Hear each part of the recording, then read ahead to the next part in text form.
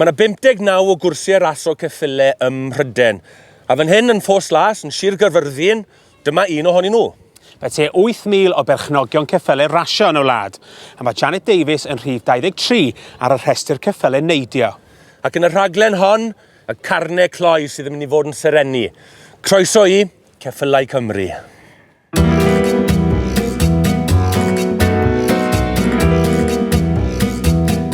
Y tro hwn cawn gibolwg tu ôl y llenni ar fyd perchennog y ceffylau raso.